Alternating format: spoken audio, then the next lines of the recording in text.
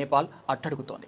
Social మీడియాపై ban ఎత్తివేయాలి, అవినీతి చేయడం ఆపండి, సోషల్ మీడియాను కాదు అంటూ వేలాది మంది నేపాల్ యువత రోడ్లపైకి వచ్చి పెద్ద ఎత్తున నిరసనలు చేస్తున్నారు.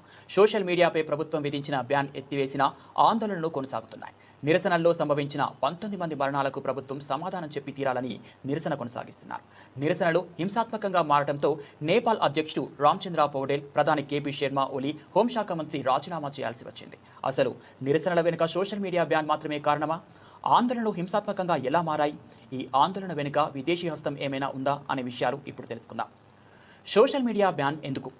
సెప్టెంబర్ 4న నేపాల్ ప్రభుత్వం Facebook, Instagram, WhatsApp, YouTube, Snapchat, Pinterest, X వంటి 26 సోషల్ మీడియా యాప్లను నిషేధించింది.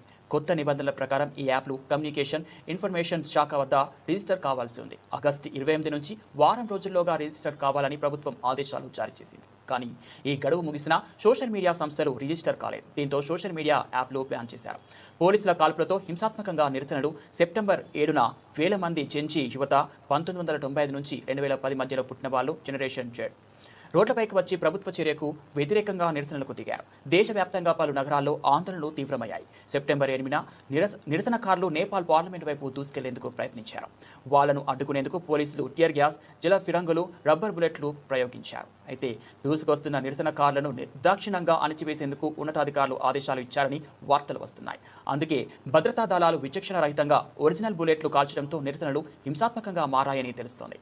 దాదాపు 19 మంది నిరసనకారులు మృత్యువాత పడ్డారు. 100 మందికి గాయాలయ్యాయి. దీంతో నేపాల్ హోంమంత్రి రాజీనామా చేశారు. అనంతరం దిగివచ్చిన ప్రభుత్వం సోషల్ మీడియాపై బ్యాన్ ఎత్తివేసింది. అవినీతిపై నేపాల్ యుద్ధం. సోషల్ మీడియా బ్యాన్తో యువతలో ఆగ్రహం కట్టలు తెంచుకుంది. అవినీతికి వ్యతిరేకంగా పోరాడే తమ గొంతులను నొక్కివేయడానికి బ్యాన్ విధించారంటూ యువత నిరసనకు దిగారు. సోషల్ మీడియాను కాదు, ముందు మీ అవినీతిని ఆపండి అంటూ నినాదాలు చేస్తున్నారు.